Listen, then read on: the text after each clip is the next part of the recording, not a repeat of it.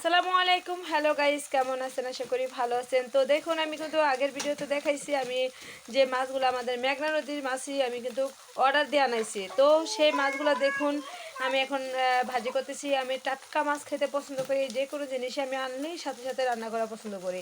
তো সেই জন্য আপনাদের মাঝে কিছু একটু শেয়ার করি, ভাবলাম কি করব আমাদের বন্ধুবান্ধবের সাথে শেয়ার করি। এখন আমি ভাজা করে নিচ্ছি। আমি এখন ভুনা করব। এই যে দেখুন, এখানে পেঁয়াজ কুচি আছে, এখানে টমেটো আছে, এখানে ধনিয়া পাতা আছে। তো এগুলা দিয়ে আমি এখন রান্না করব। কিভাবে রান্না করি আমি আমাদের চাঁদপুরের কিভাবে রান্না করি সেটা আপনাদের দেখাবো, আপনারা দেখতে থাকুন। এই যে দেখুন, এখানে আমার চিংড়ি মাছগুলো ভাজা হয়ে গেছে, এখন নামিয়ে নিলাম। এখন আমি তরকারি বসাবো। এই যে এখন আমি তেলটা ঢেলে নেব, আমি এখানে রান্না করব। এখন এই যে এখন আমি পেঁয়াজ কুচিটা দিয়ে দেবো।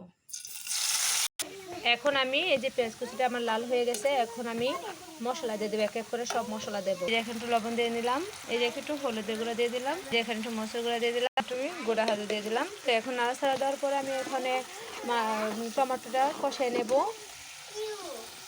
এখন আমি এই যে মশলাটা আমার কষানো হয়ে গেছে, এখন আমি এই যে টমেটোটা ঢেলে দিলাম। এটা একটু কষায় নেব, এটা একটু নাড়াচাড়া দিয়ে দিলাম, এটাকে একটু কষায় নেব। এটা সিদ্ধ হলে তারপরে আমি একটু ঝোল দিয়ে দেবো। আমি একটু ঢেকে নিলাম, দেখি কি পর্যায়ে এখন একটু আমি ঢাকনাটা সরিয়ে দেখলাম। ও বাবা, এখন আমার এই যে কষানো হয়ে গেছে, এখন আমি একটু ঝোল দিয়ে দেবো। ঝোল দেওয়ার পরে পরে আমি মাছটা ঢেলে দেবো। দেখুন বন্ধুরা, কেমন হয়েছে শুধু আপনারা বলবেন। আমি যেভাবে রান্না করি ঠিক আপনারা এভাবে ট্রাই করবেন। অবশ্যই আমাদের চাঁদপুরে কীভাবে আমরা রান্না করি এটা আপনারা অবশ্যই আমার প্রত্যেকটা ভিডিওতে দেখছেন, এভাবে আপনারা রান্নার চেষ্টা করবেন।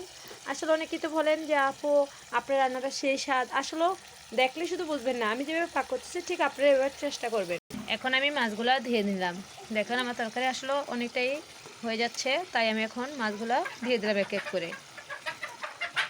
এখন আমি পেঁয়াজ কুচি দিয়ে নিলাম, ধনিয়া পাতাগুলো দিয়ে নিলাম, ধনিয়া পাতাটা দিয়ে নিলাম। তো এখন ধনিয়া পাতাটা দেওয়ার পরে কিছুক্ষণ পরে আমি আমার তরকারিটা উঠিয়ে নেব। এখন আমার তরকারিটা নামিয়ে নেব। আমার তরকারিটা হয়ে গেছে বন্ধুরা, এখন আমি নামিয়ে নেব। তো বন্ধুরা, আমার রান্না এখন শেষ হয়ে গেছে। সবাই ভালো থাকবেন, সুস্থ থাকবেন। আর আমি কিভাবে রান্না করলাম সবাই একবার হলেও ট্রাই করবেন প্লিজ, সবাই একবার হলেও চেষ্টা করবেন। সবাইকে বলি আল্লাহ হাফেজ, ভাই ভালো থাকবেন।